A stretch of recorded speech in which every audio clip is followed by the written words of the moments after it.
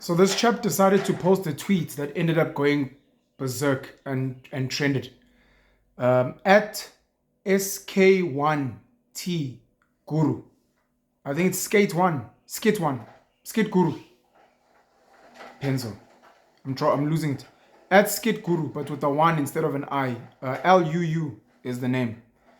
The tweet was posted on the 2nd of October at 7:30 in the evening, and it's got 81.3 million views as I film this, 121,000 likes, and an insane amount of comments.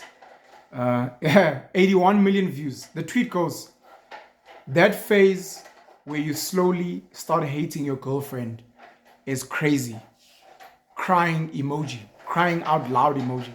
So if there's noise at the back, I'm with my son and he's busy pushing our car around on the floor.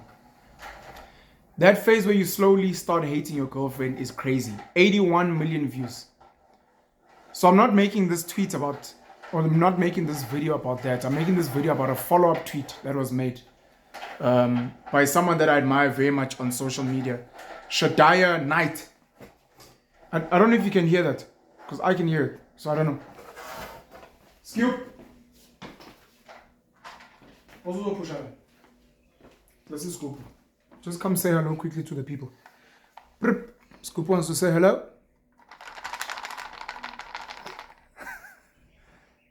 Sorry, don't be miserable. Sorry.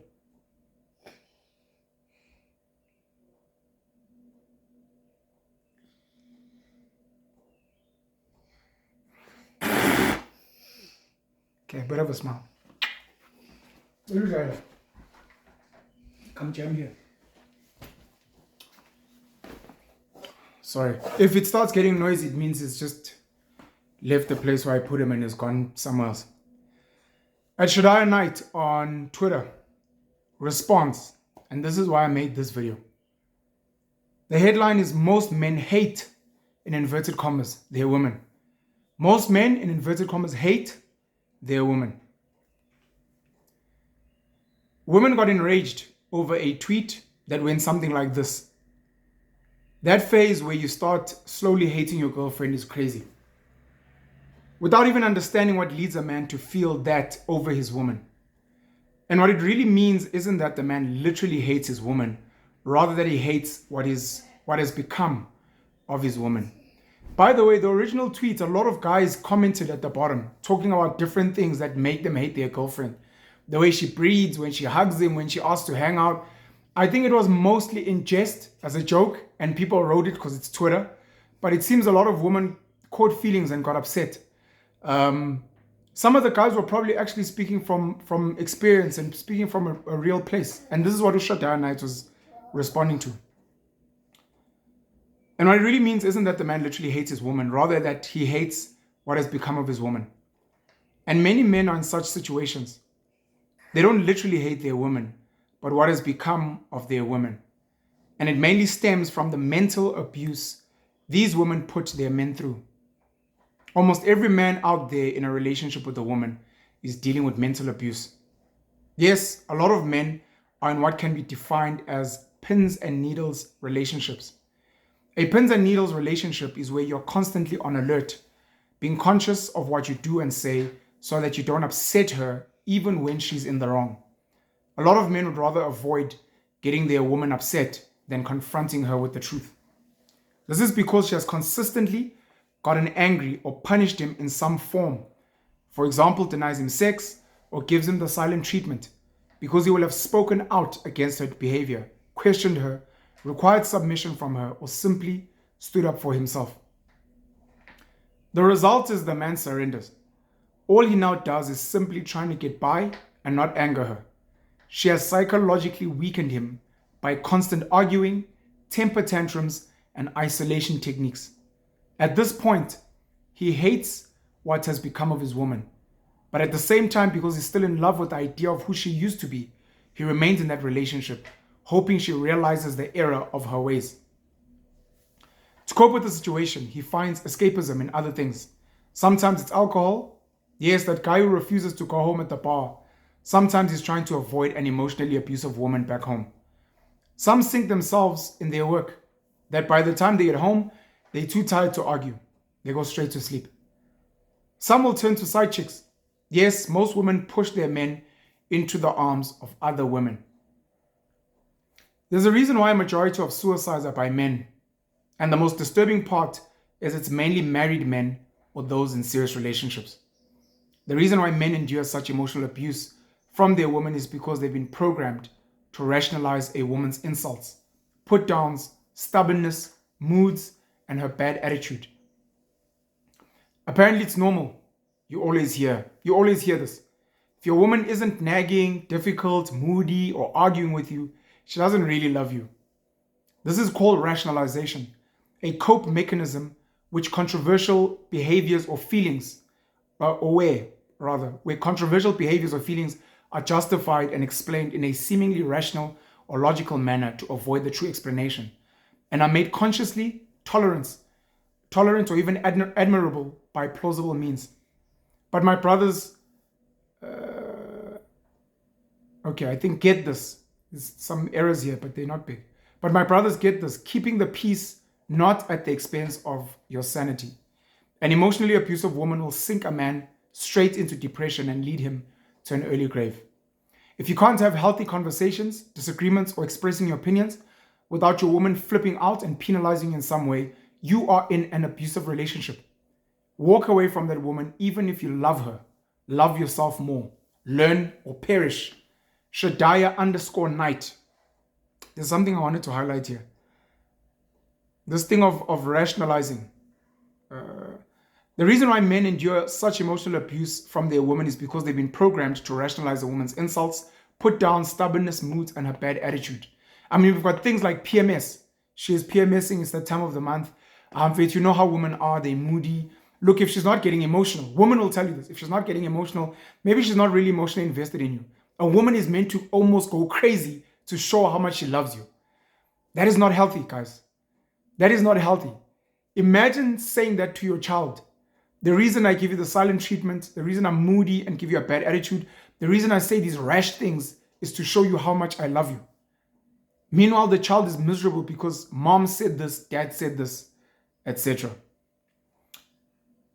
Why I'm making this video outside of reading that? I sat with Rutendo Matinyarare from Zim, an activist on promoting the goodness of Zimbabwe, on the panel show. The episode is going to be coming out in a few weeks, probably. And one of the things we spoke about was Zimbabwean sanctions, but more importantly, intelligent violence and fighting. Back in America, I don't know if it was in the 1920s, whatever year it was, there was what was called the Great Depression. That was when the economy tanked. Their money was worthless. People didn't have food. Stores didn't have things to buy, etc. It was called the Great Depression. Why would it be called the Great Depression? Because it's not about depression. It is. When people do not have food, when people do not have money, when people do not have jobs and a purpose, when the economy is not functioning, people mentally break down and people literally get depressed and they commit suicide or they commit other crimes or they kill other people. So now what we were speaking about in the conversation was intelligent fighting. So it's one thing to say, we will come to your country and we will bomb you. We will bring weapons. We will bring an army. That's one way. It's the most obvious way. They are attacking us. Then there are other forms of war and violence. One of the popular ones is biological warfare, where all of a sudden some country, people are just sick and dying. And you're like, where does this illness come from? Why are we being pumped with drugs that don't make sense and that have crazy side effects? I mean, most of your drugs that you take today, if you ever go through the pamphlet, so many of them have a side effect written depression and potential suicide. It blows my fucking mind.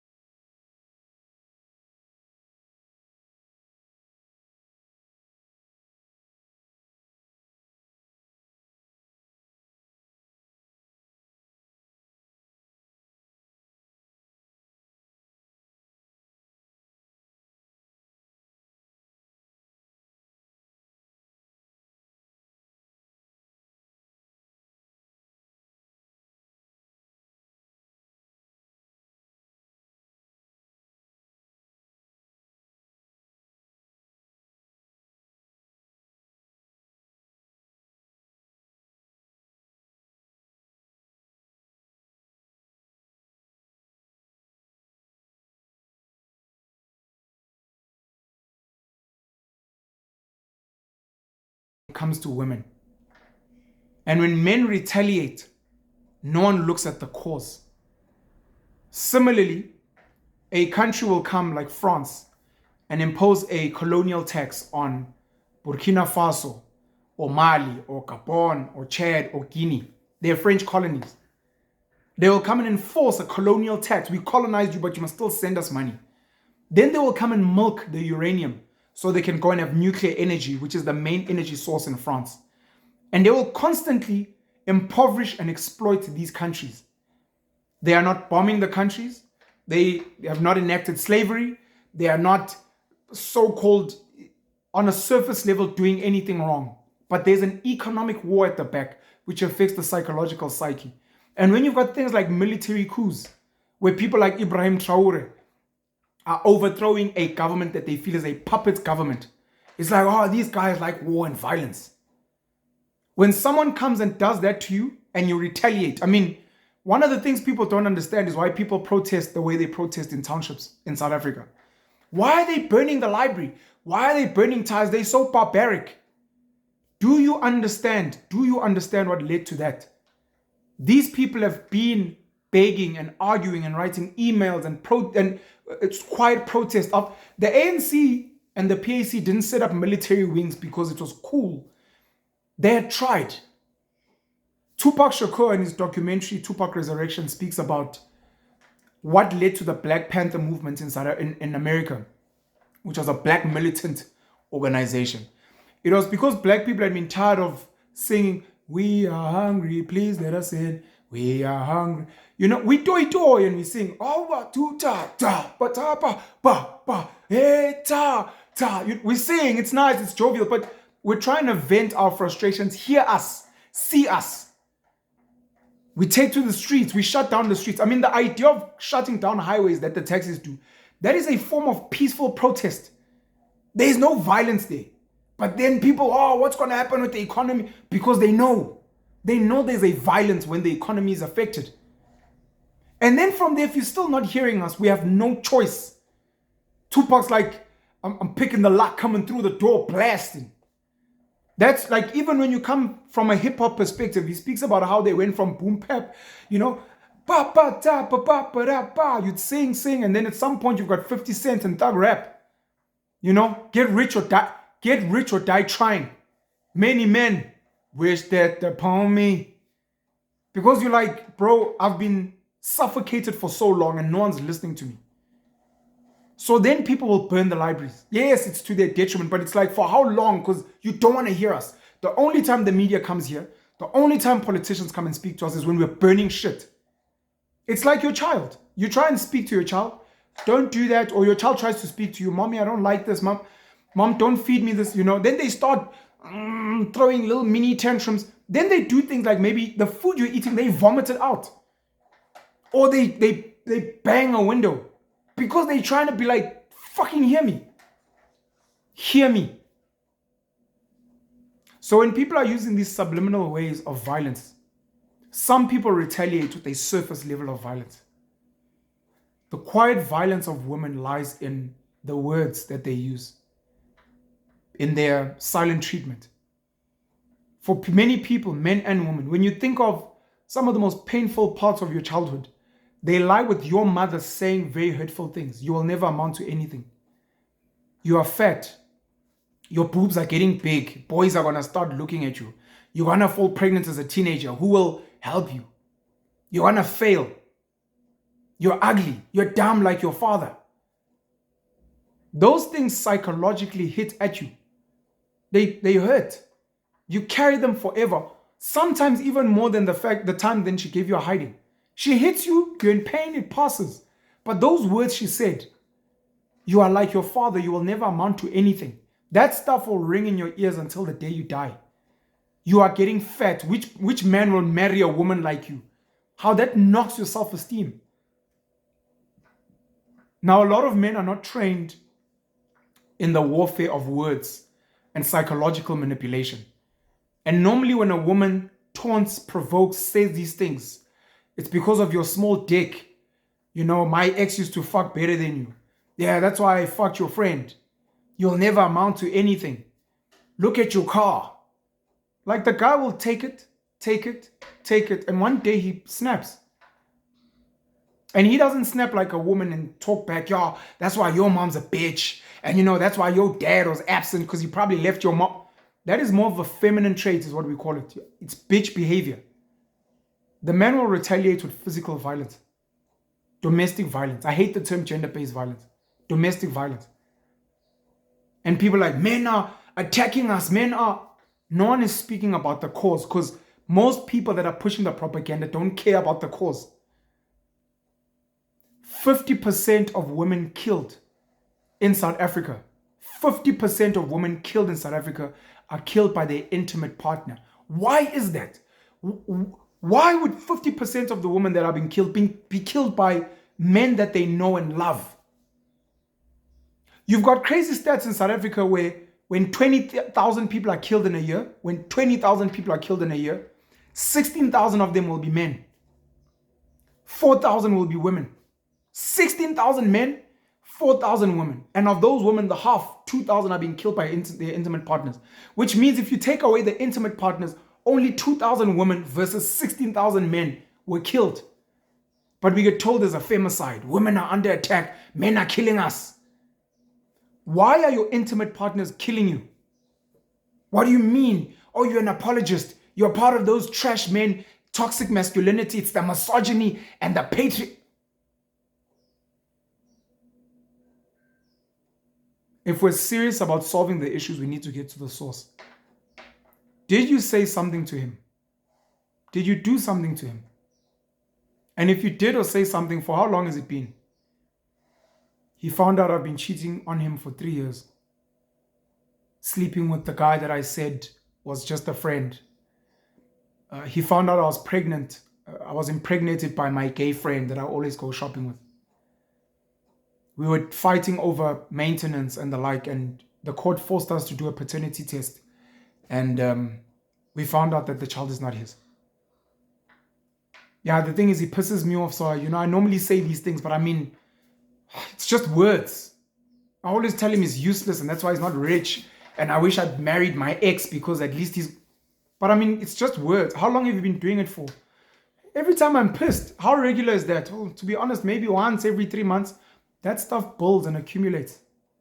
And at some point, the guy snaps. This is not to say men should beat women or that it's understandable for men to beat women. It is for me to say there is a violence that women inflict upon men that is not spoken about. And that when men retaliate, no one wants to understand where this thing comes from. For men, for me, I have to coach men to be better. If she's pissing you off, she's being verbally abusive, bro, walk away. Because one day you will lose your cool and you'll do something that you'll regret that will change your life forever. That's what Shaddai Knight is trying to say. Love yourself more. Walk away. Yes, you love her. She may even rely on you, She needs you for shelter, for food, for money. And you're like, hey, dog, if I leave her, she lives with your children. So you're like, let me do the right thing. But every day or every week, she's coming at you. She ignores you. I deserve better. All these guys that are macking on me in the DMs. And here I am with you. What the fuck was I thinking? Should I regret being with you? Did I make a mistake committing to you? Now you have to protect yourself and explain. And men keep quiet. And as Shaddai Knight said, men rationalize this behavior. And then we gather as gents. Gents gather around the braai, drinks, and we whine. Becomes this fat joke. Oh, hey, women. Hey, yeah, she was... And we normalize their behavior, which we shouldn't do. Because the day a guy commits suicide, the day the guy leaves a marriage after 20 years, the day a guy kills his kids and the woman and himself, all of us are like fake shocked. What happened? What happened is that men were dying inside and they weren't allowed to speak. And when they did, they were getting chastised. Not just by women, but other men who were like, Faith, come on. You know how women are. No. I'm going to mention a personal case. I've been slapped by an ex. Female, slapped. She got pissed off. We're having a verbal argument. She flipped. She slapped me. I grabbed her. I pushed her. Luckily, her brother was in the area or in the space. He came around. No, please calm down, whatever. Diffuse the situation, went on. The day after when we spoke, and I was speaking to the brother, sorry about what happened, what. The guy's like, Faith, you know my sister, Mas, she gets like this. In my head, I'm like, no. We cannot normalize. We cannot normalize. You have a violent sister that slaps her boyfriend, then you have to intervene. You have some lady cousin that you know that, hey, this one's violent. You cannot normalize that. You need to call it to order. Siswami, stop provoking your man because he will beat you up. And the day that happens, we're going to have to come and intervene. And we might hurt this poor guy. This guy might hurt us. What then? Oh, we're going to have to bury you. Because you keep provoking this. Oh, you keep doing... Because when I speak to this guy tells me, but your sister's doing and saying these things. I don't know what to do. And I'm like, bro, I think leave her. I had a recent situation now where I was speaking to a lady about her sister whose boyfriend, I think, put her in hospital. They were driving. I think in their argument, she decided to jump out the car or whatever, and her leg was messed up. She had to go to hospital. And the brother got pissed. Months later, I'm hearing about this and we're speaking about it. And they were angry. The boyfriend was wrong. I'm like, sure. I'm speaking to this lady and her brother. I'm like, did you guys ever address your sister on what led to that? Did your sister ever say where she may have been wrong in what it? Because she's the one that jumped out the car. It's not like he chased her out of the car. Did she ever acknowledge? And I'm asking this because I say to this lady, if your sister had been really badly hurt and your brother decided to flip and he went to and beat up this guy, your brother could have killed that guy and your brother would be in jail today. Oh, I'm forgetting a very important part. Months after this incident happened, this lady got back with the gent. They got back together. And I said, what if your brother had gone and beaten up and killed this guy? He'd be sitting in jail now for a guy that your sister was going to go back to. What if your brother was killed in that altercation, that physical altercation? Your brother was killed and today your sister's back with that guy who killed your brother because your sister couldn't manage her relationship and be honest in what happened and your brother lost his cool. I always hear guys saying, if my sister ever had her hands laid on her, I would go kill the guy. And I'm like, hey, take it easy, Rambo. Hey, bro, Jason Bourne. What makes you think you are more violent than the guy who hit your sister? You're going to go there with your fists. The guy might have a gun. The guy might be a better fighter than you. Just because he hit your sister doesn't mean he's scared of you. What happens if you come back and you're in a wheelchair because you're like, I'm going to protect my sister's honor? Now you're in a wheelchair and you're like, don't know what happened. You're like, Yazi. After I woke up in prison, in jail, not in jail. After I woke up in hospital in ICU and had gone through the surgery and my scar had healed, I found out that my sister had smashed this guy's car, that this guy slept with this guy's best friend, that she confessed that the child is not his. She told him that she intentionally infected him with HIV. And that's when he flipped and punched her. It's not to say that he should have punched her. It's to say, I never found out what led to the guy losing his mind in that moment. And the person that was wrong was my sister. I was in such a rush to be a hero that I didn't take a moment to actually be like, but what if my sister's wrong? Because when we were kids, my sister would say all this dumb shit to me. And my sister and I would fight physically. But we were young, we were kids. She'd be like, yeah, that's why Michelle cheated on you. And then I'd fucking choke her, fuck you, bitch. Okala, your boyfriend is... I used to fight. My sister would make me lose my cool, but we were kids. What would make me think that my sister wouldn't make a guy lose his cool at an adult stage? And how do I manage my sister better to be like, Siswa, men can be violent out there. Please tread carefully. It's something I say today that like living with a man is like living with a lion or a dog. Dog is probably better because we do live with dogs. Your dog sits there, jumps up and down. Your dog has teeth and has the ability to bite you. It just needs the right provocation.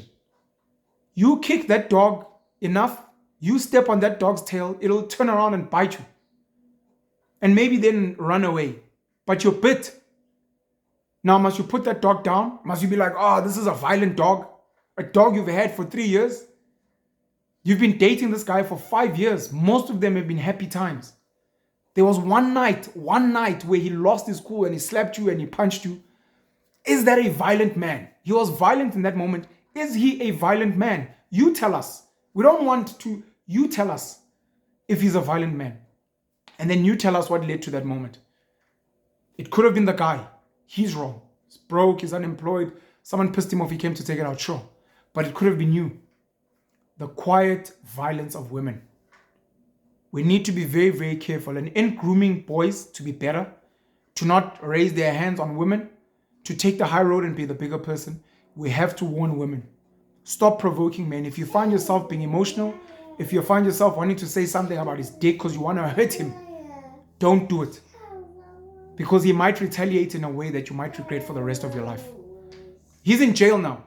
He's in jail, serving his time, or someone killed him. He's dead now. But now you've got a scar that'll never heal. You're now in a wheelchair. You now can no longer give birth because the way he beat you up so bad, you can never fall pregnant again. You lost your eye. You don't have an eye. There are consequences. This is like speeding in a car. Like it's cool and all, but the consequences of something going wrong are so severe that you're like, I would rather be a loser and not speed than speed and be cool. Because the potential consequences are so dire. Anyways, yeah, man, I wanted to say that there are so many good men and so many good women. And I need good men and good women to speak louder and to cherish each other and to shout out to each other. And I need good men and good women to not get sucked into the toxicity of bad men and bad women, where these radical feminists who are attacking toxic males get good people to now pick a side. Don't do it. Don't do it. We need to work together.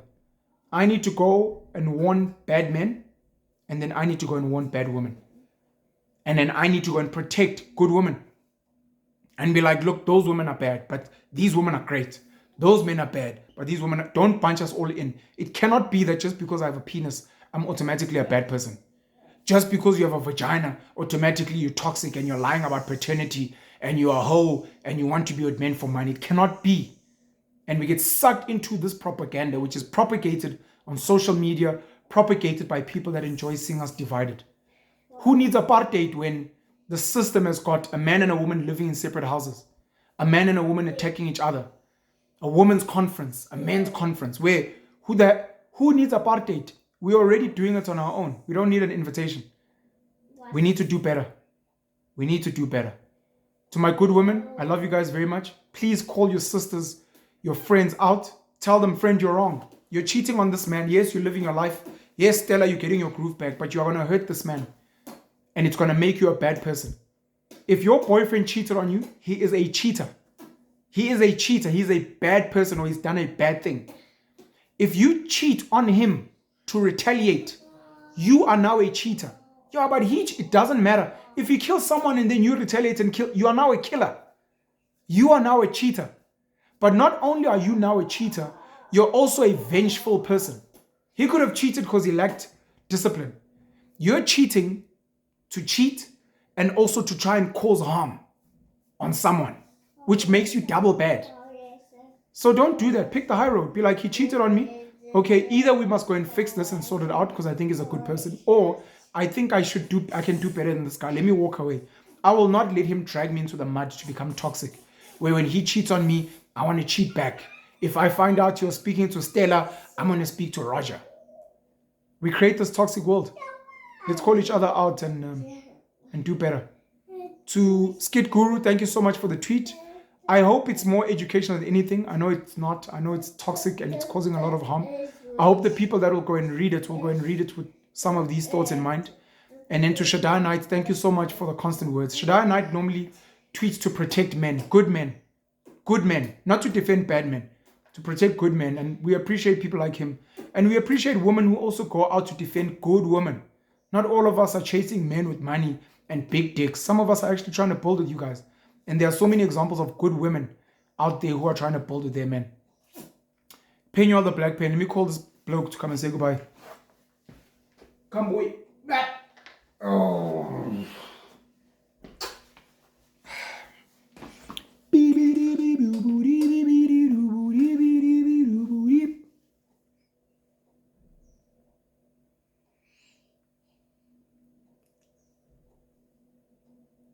Kizzy?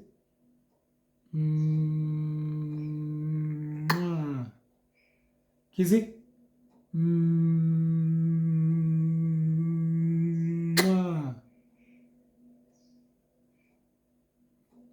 Scoop. Oh. Cheers, guys. Chat to you guys soon.